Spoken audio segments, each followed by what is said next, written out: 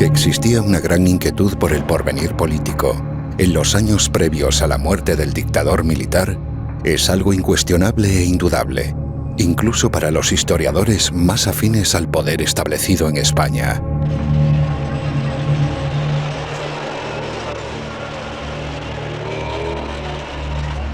Hasta entonces, la servidumbre voluntaria de una jerarquía y el miedo a la política de la mayoría de españoles había permitido que Franco ejerciera su poder absoluto durante 4 décadas sin recibir apenas resistencia. Pero pasar de una forma de Estado degenerada, la dictadura, a otra idealmente virtuosa como lo es la monarquía, parece ser contrario a las leyes eternas de lo político, descubiertas por los clásicos. Y el propósito del dictador era el de imponer una corona a un rey que sería traidor a su propio padre, renunciando así al honor característico que fundamenta la monarquía, algo que inicialmente rechazaba una insignificante minoría de integristas, pero que era indiferente a la mayoría acomodaticia de accidentalistas.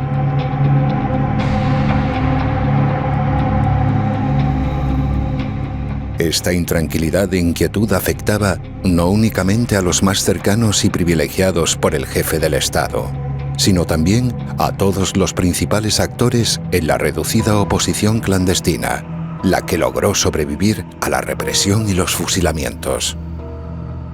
Por eso, a pesar del secretismo y el silencio informativo en los medios de comunicación para las masas, se hacía cada vez más explícita la acción de una oposición civil.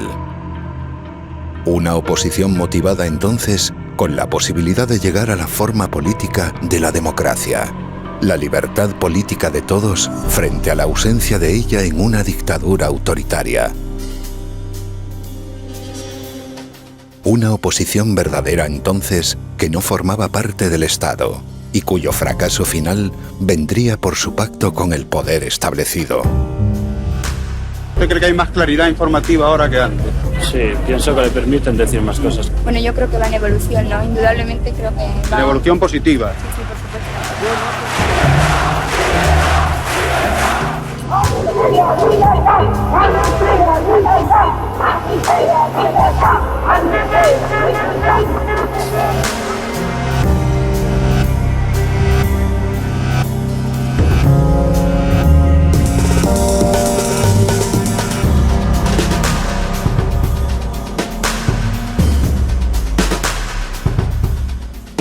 Esa situación de desconcierto, que ofrecía una esperanza de futuro con libertad política, origina una gran preocupación en los mayores beneficiarios del ejercicio del poder, la élite franquista. No es el amor a la libertad lo que guía a los más recalcitrantes, sino el miedo pánico. El miedo de los vencedores a los vencidos maneja la búsqueda de una vía para mantener ese control estatal sobre la clase gobernada. El miedo a la libertad aboca a los más cobardes a renunciar al liderazgo para buscar asegurarse en el poder a través de la reforma de lo existente.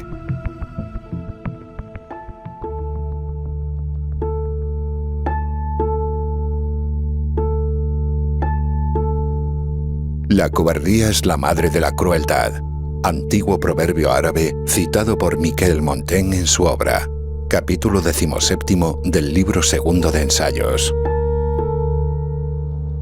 Algo que evidencia esa cobardía es la popularización entre la opinión pública de la expresión como no podía ser de otra manera.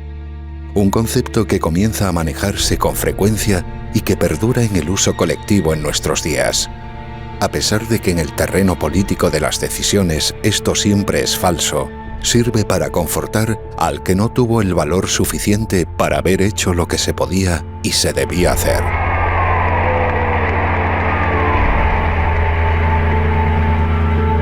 Ahora es Cali a Catutá.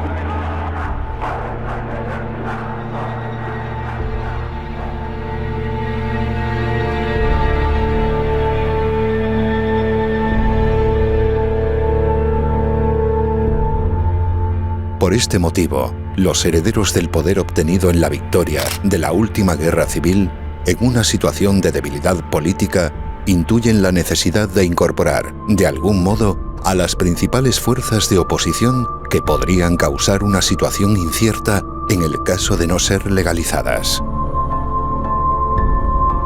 Al ver que era posible la ruptura, le dio miedo a las fuerzas conservadoras que estaban incorporadas a la Junta Democrática, partidos clásicos de liberales, de derecha, burgueses.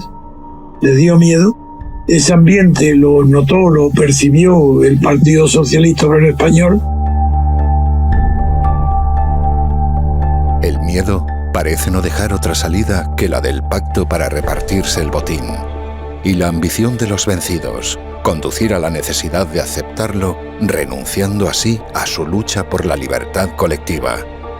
La oposición renuncia a todas sus ambiciones a cambio de ser legalizada, aceptando la legalidad impuesta por la dictadura anterior.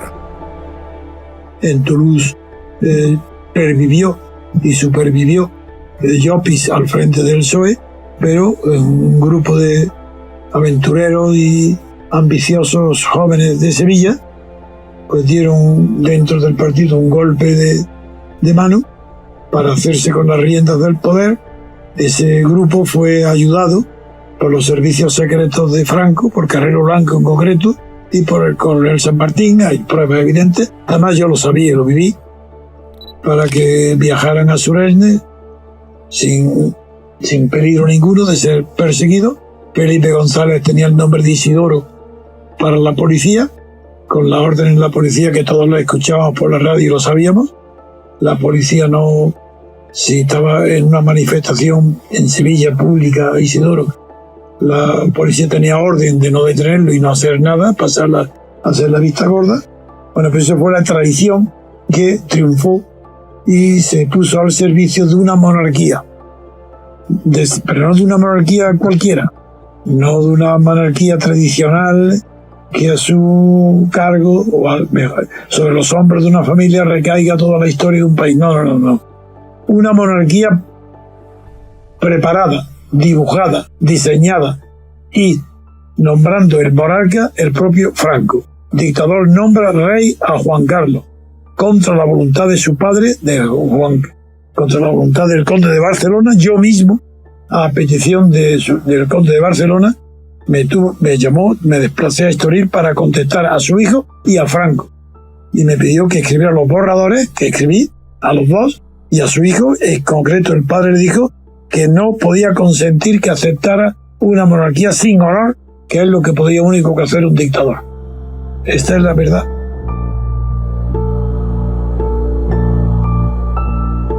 Es en este clima político donde, durante varios años, el prestigioso abogado granadino Antonio García Trevijano desarrolla una incesante actividad.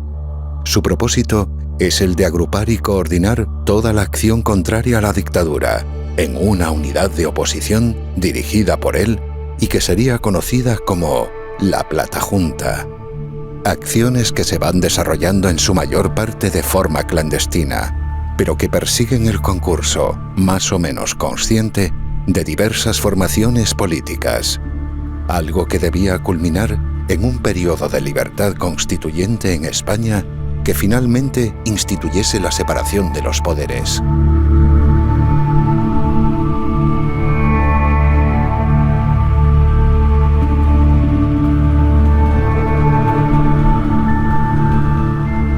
Sin embargo, como ya hemos visto, el terror de quienes heredan el poder de la dictadura se encuentra y se une a la ambición de tenerlo, de los que hasta entonces habían formado una oposición en favor de la libertad.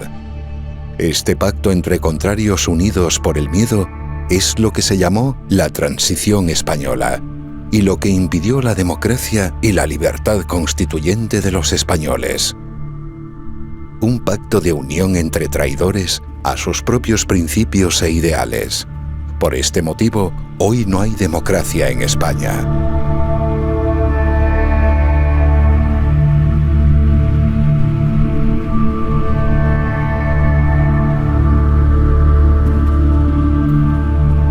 Lo que fue llamado la Transición Española en 1978 fue realmente una transacción. Un pacto para mantener la unidad de poder con la misma división de funciones de la dictadura. Un pacto de reparto del botín y de las empresas públicas. Un pacto que funda una oligarquía de partidos y que impide la democracia. La transacción de 1978 y el texto al que se hizo llamar la Constitución es la causa y el origen de toda la corrupción actual. Existe este grado de corrupción porque no hay democracia en España.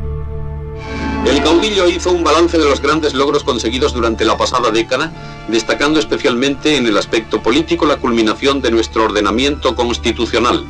Todo ha quedado atado y bien atado, dijo, con mi propuesta y la aprobación por las Cortes de la designación como sucesor a título de rey del príncipe don Juan Carlos de Borbón.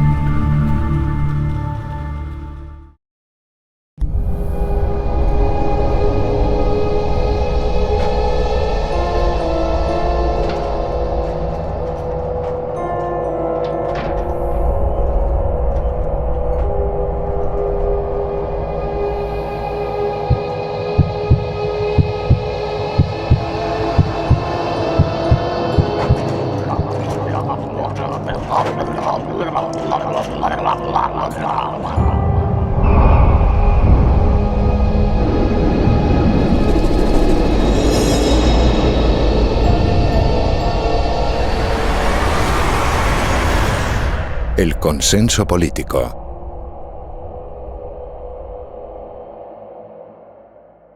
Piden a gritos un consenso en lo laboral, un consenso en lo parlamentario y un consenso en lo institucional. Que mi disposición al diálogo, al acuerdo y al consenso será infinita. Diligencia pensando no en pactos cerrados, sino en la búsqueda de un gran consenso entre todas las formaciones políticas. A partir de ahí, nuestra voluntad ha sido siempre el consenso y el diálogo. En el programa de actividades del Foro Cristianismo y Sociedad tenemos prevista para hoy tratar y debatir el tema sobre la recuperación del consenso como factor necesario para la fundamentación y enriquecimiento de nuestra vida democrática. Y el consenso. El consenso que existe. Un gran consenso. Quiere el mayor consenso político. Con consenso. Una cultura política del consenso y que eso expresa la necesidad. Y el mejor porvenir de todos pasaba por el consenso. Y han roto el consenso constitucional. Y crear consensos era el espíritu del consenso. El consenso. A los consensos. Y ese consenso. Consensos. Consenso. Consenso. El portavoz parlamentario de Vox en Andalucía, Alejandro Hernández, ha pedido al Gobierno de Partido Popular Andaluz y Ciudadanos no poner en riesgo el consenso político alcanzado. Para un consenso. ¿De consenso? ¿De consenso? Con consenso. ¿De consenso? Dios de consenso. El consenso. A consensos. Siendo una evidencia que la libertad solamente es la libertad política, solamente puede ser la libertad colectiva. Sin embargo, a todos se os ha enseñado que se habla de las libertades en plural, libertades individuales, que son los derechos civiles, los derechos personales, la libertad de votar, la libertad de asociarse, la libertad de cambio de residencia, la libertad de mercado. Pero a que nunca se os habla de la libertad de pensar. ¿Había habido alguna vez vosotros qué es eso de la libertad de pensamiento? Nunca. ¿Por qué? Porque no la hay. Porque para que haya libertad de pensamiento no puede haber consenso. El enemigo del pensamiento es el consenso. Cada vez que oigáis la palabra consenso, ya están, nos están traicionando. No quieren que pensemos, no quieren que seamos libres. ¿Consenso? Pero si eso es un horror, es una transgresión tal. Consenso. Consenso. Consenso. Consenso. Consensos. Consenso. Consenso. Consenso. Consenso. Consensos.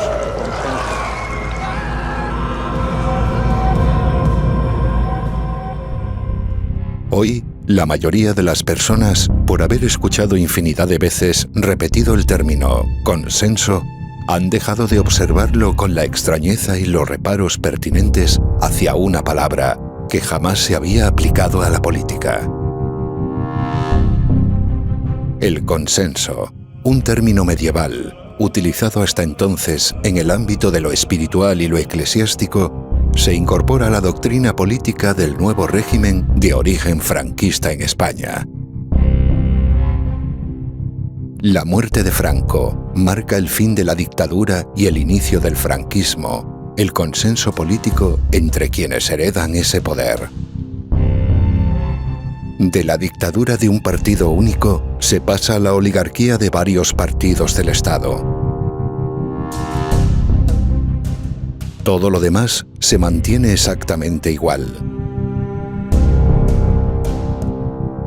El gobierno que existe en España en el año 2020 obtiene su legitimidad de Franco, de su victoria en la guerra civil, y se ejerce lo mismo que en la dictadura de forma vertical y autoritaria, sin libertad política para la sociedad civil gobernada.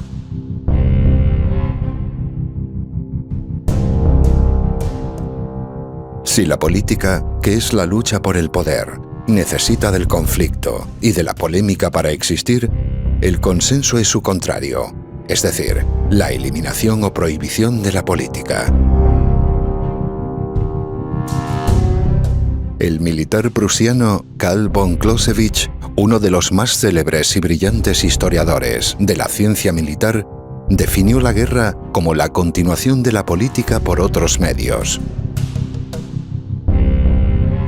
Siendo esto la verdad, entonces es la guerra, ante la imposibilidad civilizada para canalizar el conflicto, la alternativa que lo resuelve mediante la fuerza de la barbarie.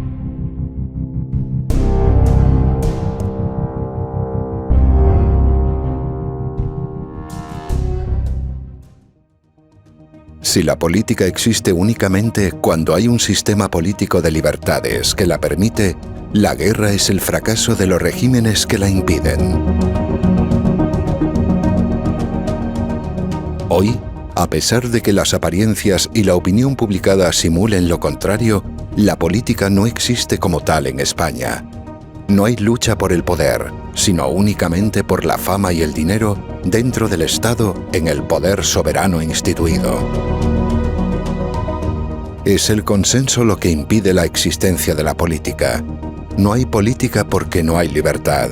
No hay pensamiento porque hay consenso. Y hay consenso porque hay una oligarquía en el poder del Estado. El consenso político indica, como fenómeno característico, la existencia de una oligarquía en el Estado. Hay consenso precisamente porque no hay democracia. Donde hay democracia, no hay nunca consenso, porque es la mayoría la que decide en unas elecciones.